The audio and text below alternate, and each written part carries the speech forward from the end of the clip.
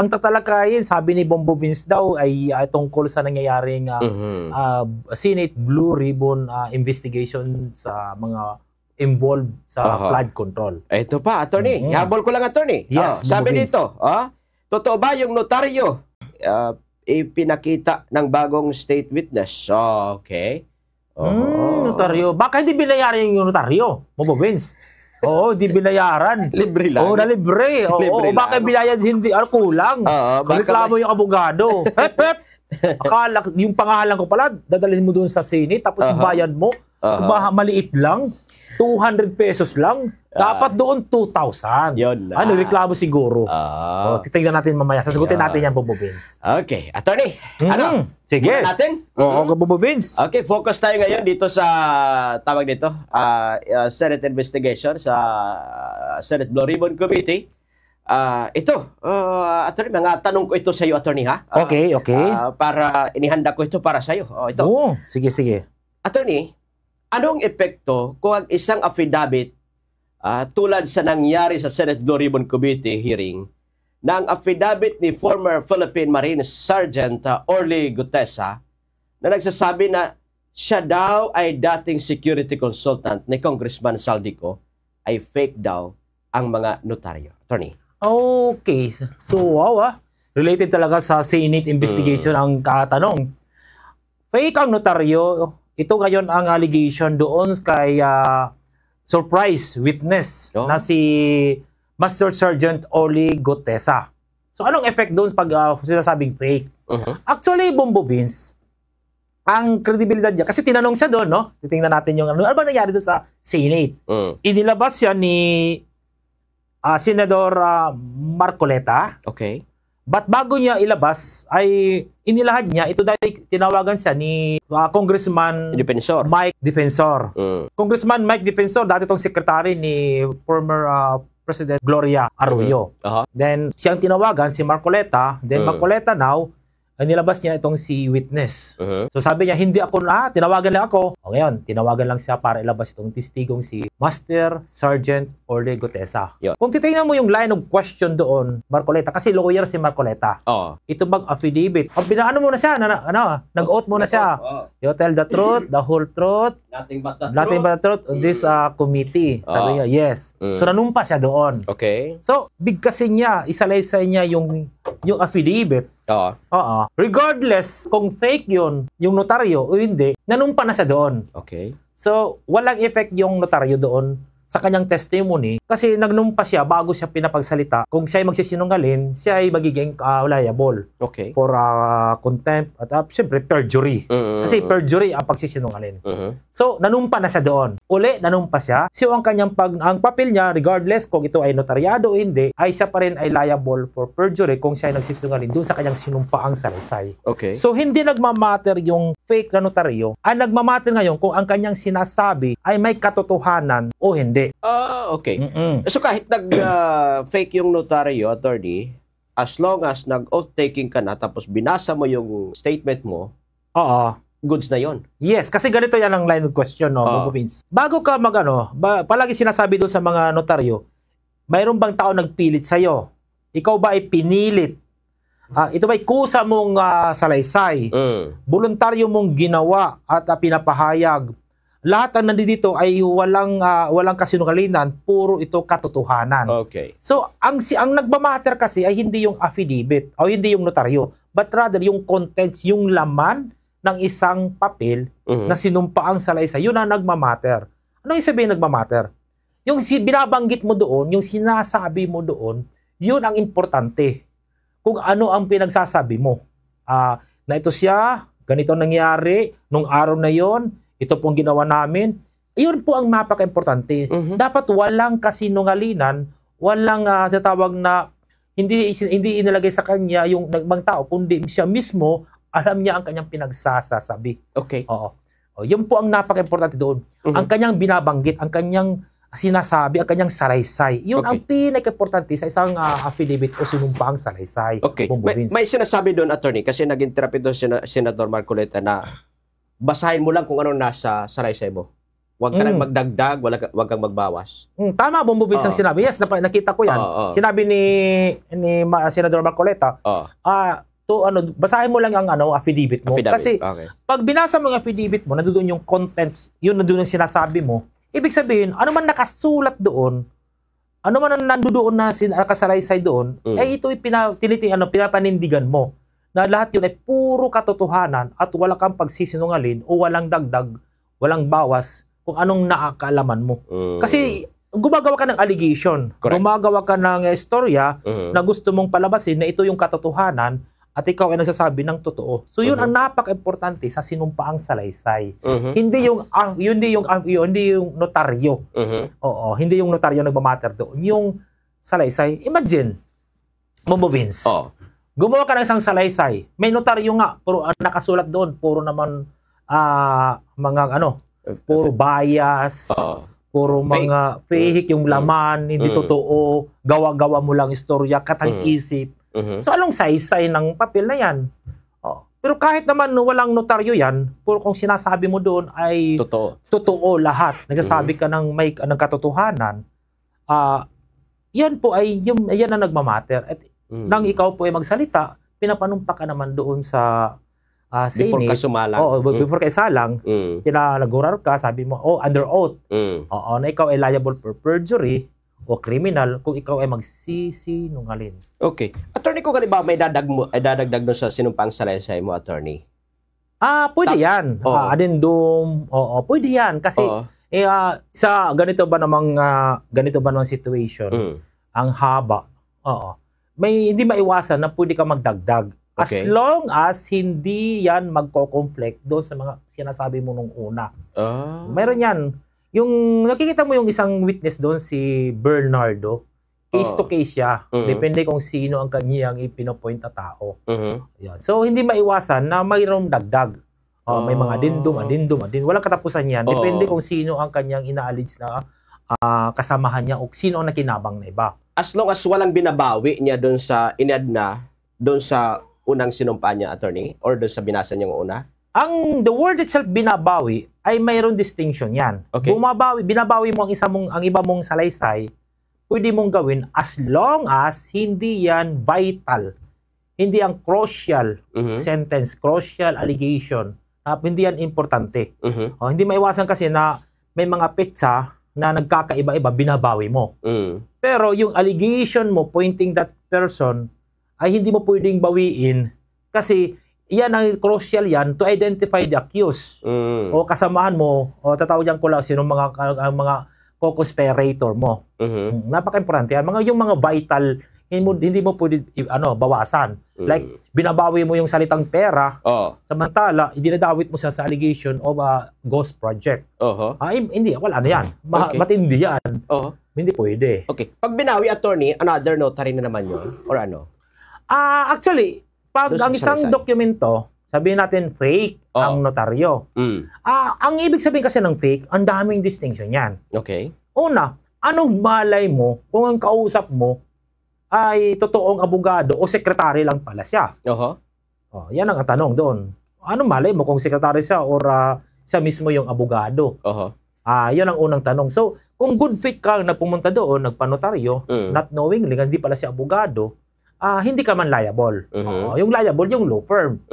Yan pong totoo. Pero kung yung validity po ng isang affidavit ay sabi nga, hindi po yan magkakaroon ng epekto na dahil fake yung lawyer na nagnotaryo ay yung document ay wala ng visa. Pwede ka naman pumunta sa ibang lawyer upang magpanotaryo. Kaya lang nakapagtataka kasi dito, Bombobins. Yes. Kasi matagal na siya sa Marine. In fairness, sino bang tao sa Pilipinas ang walang kilalang lawyer?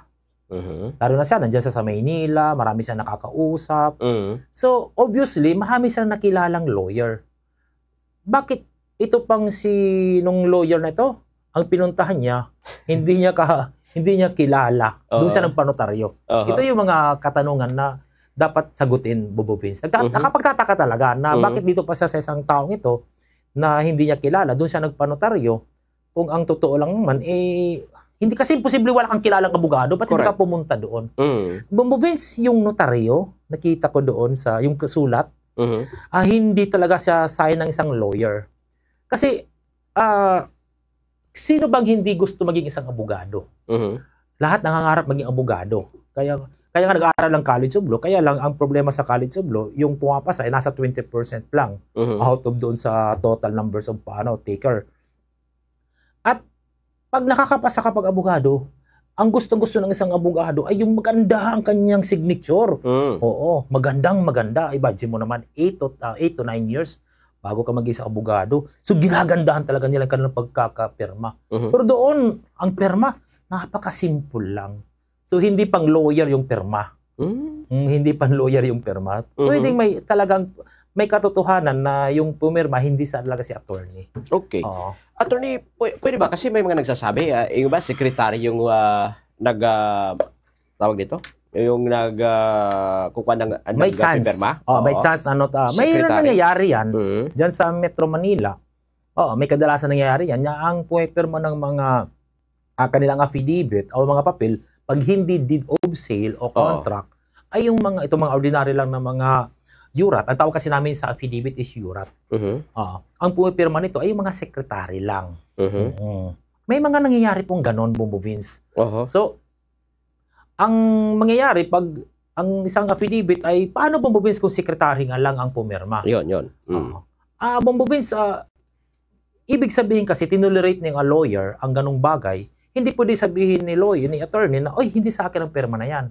Kasi ang evidence to prove that allegation na hindi sa kanya, binabawi niya yung kanyang pirma, ititingnan yung records. Kasi may mga records yan ng mga notaryo.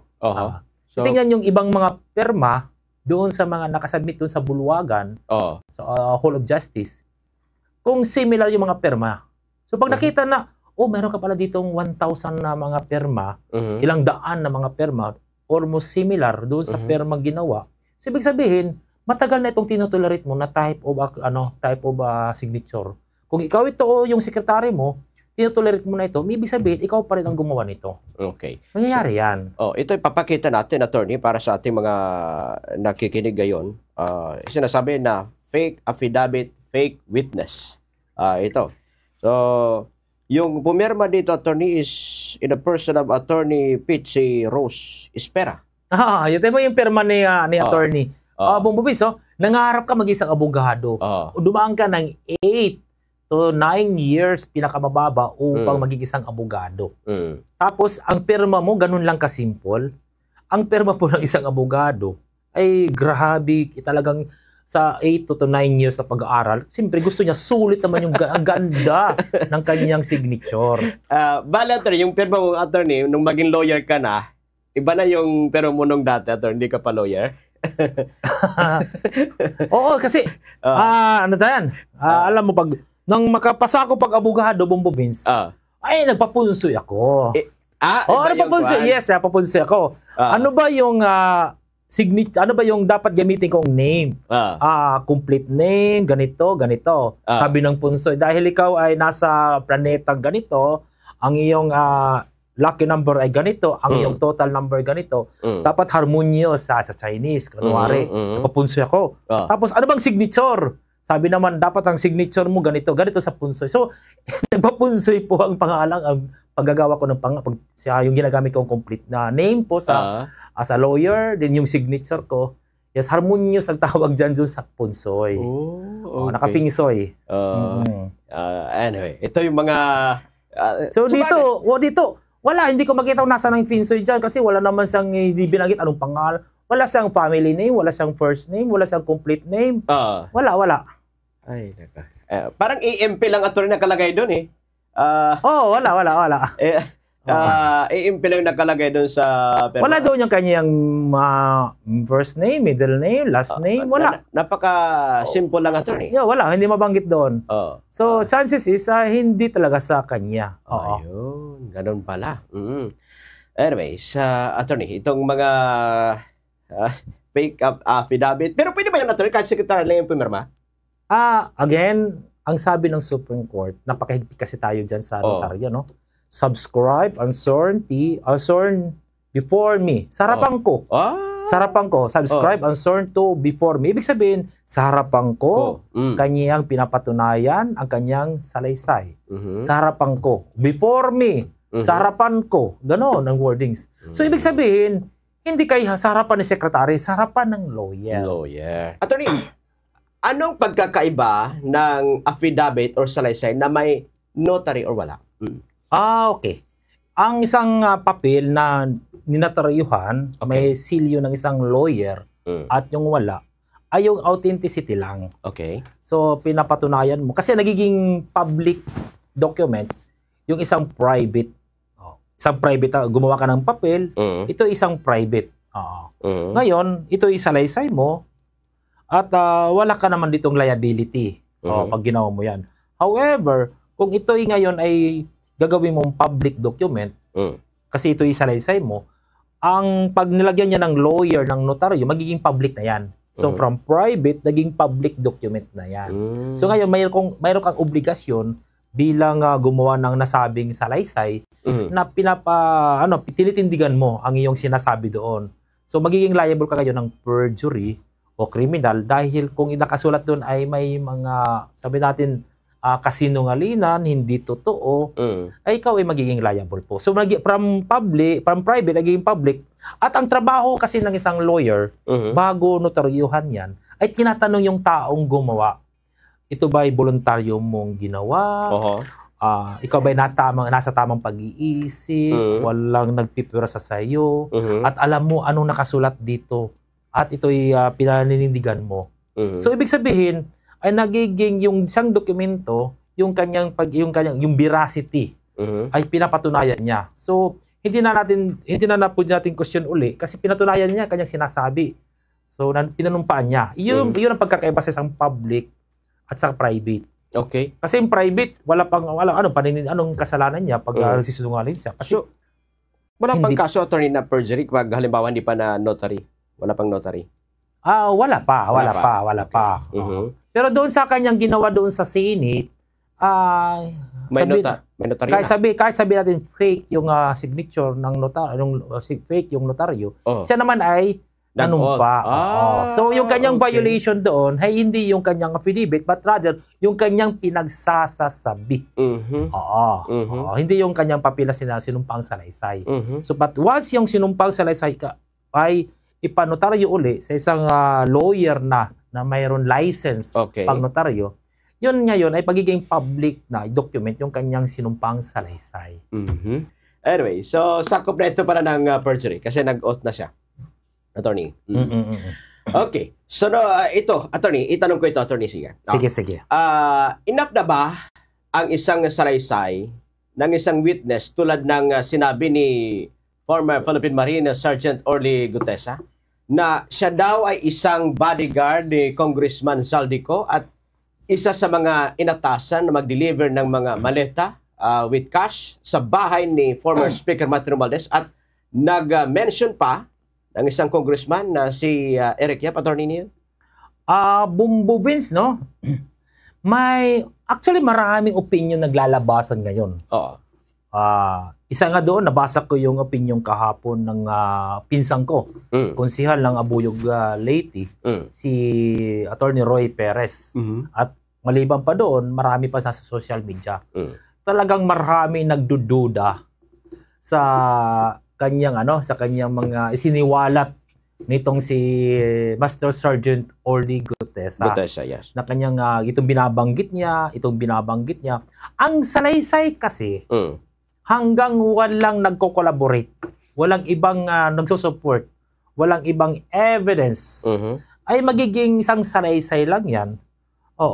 At nakakatakot dyan, pag pinaniwalaan ninyo ang isang salaysay na walang supporting, ay talagang sa kahit sino ay pwede niyang banggitin. So, ang mabigat kasi dito ay binanggit niya, ang daming ibinanggit niya. Tapos, ang usapan pa dito, 48 million pera. Tapos, kasi napapanood ko, ganito pong nangyari sa mga nakikinig dyan sa ating pong radyo at sa live streaming dito sa Pilipinas o sa ibang bansa.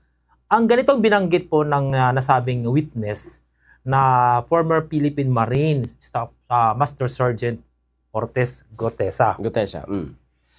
November siya na-hire, December siya kagad ay isinali sa pagbitbit ng pera from kay ni Saldico. At ang nabanggit pa niya ay napakarami nilang bodyguard. Yun. Diyan kay Saldico. Para nabanggit 100. Something marami. like that. So, November, tapos by December, pinagkatiwalaang kakagad. Ganun kabilis ang kanyang sinasabi. Tapos, ang binabanggit pa niya mga lugar, ito yung mga lugar na napakahigpit ng security. Okay. Bago ka makapasok doon sa nasabing bahay, ay tatawag muna yung guard kung mayroon kayong inaasahan na bisita. At lahat doon ay mayroon logbook. Ganun mga high-end ng mga subdivision. Oo. Mga condominium. So, yan, bago ka pa pakyatin o bago ka papasukin ng isang subdivision, tatawag muna sa loob pag-verify. May logbook yan, may CCTV.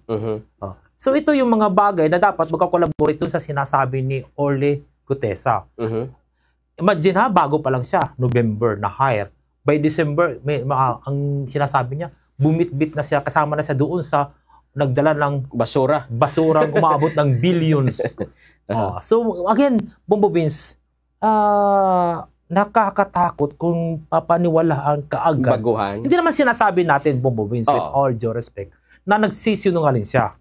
Ang sinasabi lang natin, yung mahirap din paniwalaan kanyang sinasabi doon sa kanyang allegation na ito kanyang nalalaman kasi wala nagko-collaborate sa kanyang pinagsasabi. Yun.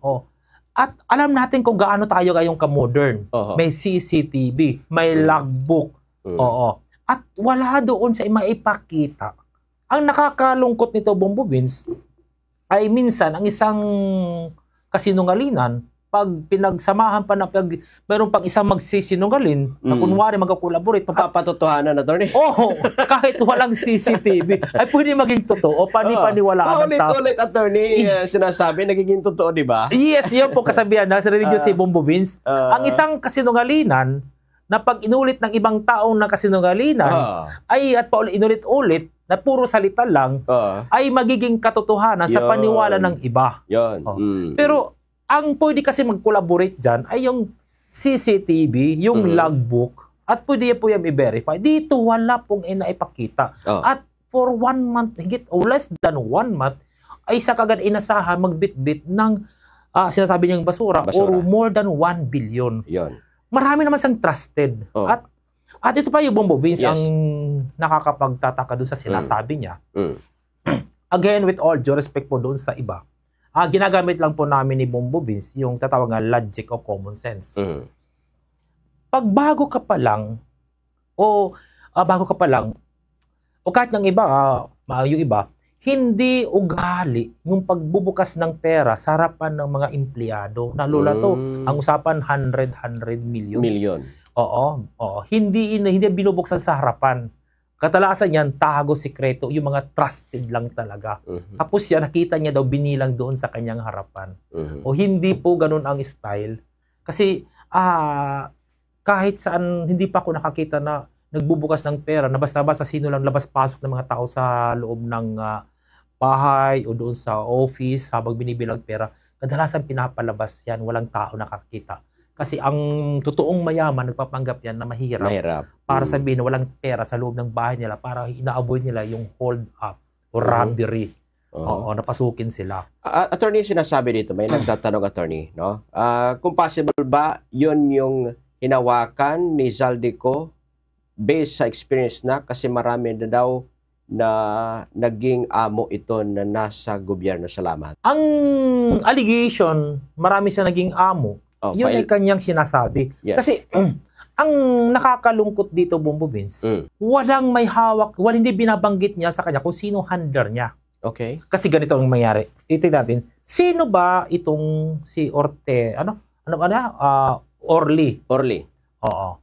Ang nangbagitin ni Senador Marcoleta ay sinabi niya si Mike Defensor daw. Nagtawag sa kanya. who is Mike Defensor? Congressman Mike Defensor, isang secretary o Gloria Arroyo. Who is Marcoleta? Marcoleta is a known ally of Duterte and Mike and Gloria Arroyo. Yes. With all due respect po doon lang muna tayo sa ano. And this group po ay nananawagan ng isang resignation ni BBM. Okay. And ang may hawak po sa kayon doon sa testigo na yan ay mga known. Kasi doon naliling tayo doon sa kanila, grupo. Doon naliling tayo doon. So wala. So at the same time, yung hiningan siya ng mga evidence, wala pa naman, pero yung nagda-drop siya ng ganitong mga pangalan. At the-drop ng pangalan.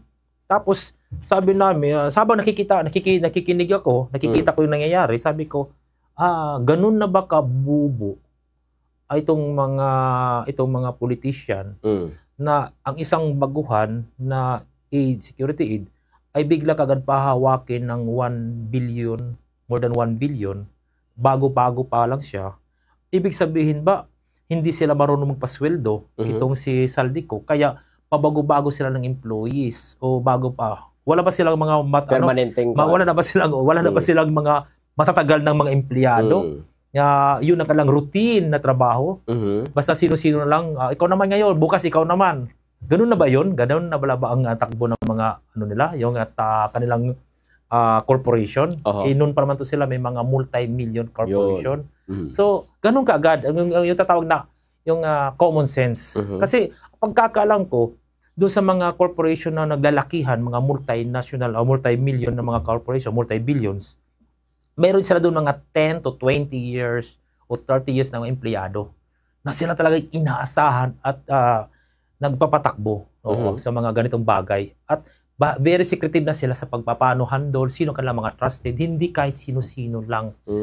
Ganun yan. So dito, all of a sudden, just November and December, less than a month or more than a month, bigla kagad siya sa harapan niya, nakita niya yung pera. Isa lang ito lang. At walang man lang siyang binabanggit na mga evidence na magpapatunay sa kanya mga binabanggit na ganito nangyari, dito kami. Wala, Bongbong Vince. Okay. So parang parang hire ka na, tapos ito yung trabaho mo buhat ka ng malita. Ganun Bongbong Vince. Basura, pero, well, anyways, sabi niya may mga marking daw yung kung ilang milyon yung laman ng isang bag, di ba, attorney? Kaya nga, Bongbong Vince, ang isang salaysay ay kahit sino pwedeng gawin. Ulit-ulitin lang kitang tanungin, ganito, bukas naman, pahinga ka naman, bukas tatanungin kita ng the same question. So, mamamaster mo yan ng ganun line of question. Ang tanong nga lang, kasi may binanggit pala dito si Mike Defensor nang tanungin siya. Ano pa interview kasi siya? Nakita ko sa TV. Sabi niya na meron daw prepared na papel itong si Orly. So ang tanong ngayon sa kanya ng isang journalist, sinong gumawa? Ang sabi ni Mike Defensor, hindi ako ang gumawa. Mayroon ibang ang gumawa doon kay Orly affidavit. Ibang tao daw ang gumawa, hindi siya. So may prepared na. May mga kaunting mali nga lang doon. Sorry. May mga mali-mali doon, na kaunti lang, pero almost perfect yung pagkakagawa. So may gumawa talaga. Yun ang sabi ni finished product na bago sumalang, attorney. Yes, yun ang sabi ni Mike Defensor. Okay. So, pero may alas pa pala itong si Zaldico at Speaker Matthew Romualdez, no? Pwede niya itong ipasinungalingan, attorney. Kagaya nga sabi mo kanina, papagkatiwalaan mo agad yung bagong hire. Tapos basta-basta makapasok doon sa mga mahaling lugar nang walang paalam. Tapos meron pang sinabi, attorney, na itong sabi ni Speaker Matthew Romualdez nga yung bahay na pinupuntahan, pinapagawa under renovation. May nabanggit na under renovation daw. So how come pupunta ka doon? That was December. Nangyari yan, January 2024 pa ginagawa. Mga construction work nagkaroon. Kasi Bongbong Vince, no? Tingnan mo yung ginawa, yung allegation ni allegation nitong si, with all due respect po wala kami pakialam kung kayo ay nasa Dilaw, nasa dito kayo sa kay BBM Group o dito kayo sa kay DDS. Okay, fair lang po ang binabanggit namin ni Bongbong Vince. Ang tatawag namin, ang discussion namin ay yung common sense, logic lang po na situation. Tingnan niyo po i-comparison yung ginagawa po nitong sina Engineer Alcantara, Engineer Hernandez. Okay. Ang pera, pinunta nila sa casino. Okay. Nagpalit sila ng pera sa casino, tapos nagbigyan sila ng mga itong token, ay ipinagpalit ulit nila, kunwari nanalo na sila. So yung perang marumi ay naging malinis through casino. Kasi nanalo na sila. Nanalo sila. So makikita mo. Tapos ito yung dito nangyari. Tapos dito kay FM, yung pera hindi dumaan ng ganyong proseso, basta i-deliver ng kahit sino lang patungo sa bahay ni Zaldi o speaker. So ito nga ang sina engineer, hindi lawyer. Ito na sina engineer ay ordinaryo lang ng mga tao, government employees. Tapos sila maingat sila kung paano pera nila ginagawa compared dito kay the speaker at Saldi. Basta kay... Meron ba? Tapos dito kahit sino lang pumahawak ng pera. Kahit deliver. Deliver. Okay. Wag mo na... padaanin muna natin sa kuhan. Kumbaga sa tubig, attorney, merong, ang tawag nun? Para maging mineral. Oo. Nagsalita lang nga si Bongbong Vince, yung nadadawit na yung congressman dyan, yung Yap. Yap, yes. Yap. Ano na siya? Eric Yap. Sabi niya, mayroon naman pizza kung kailan nangyari. Baka pwedeng tingnan doon sa CCTV o sa logbook yung mga nangyari pag lumabas-pasok kung totoo yan. Kasi sa laki ng halaga ng pera, convoy yan. So, mapapansin talaga yan kung pumasok ako hindi. O mayroon kami sasakyan na pumasok ng ganung panahon. Sana yan, tingnan doon sa CCTV. Kasi ako daw, nagsasabi na walang katotohanan ang nasabing mga allegation. Yun ang kwento.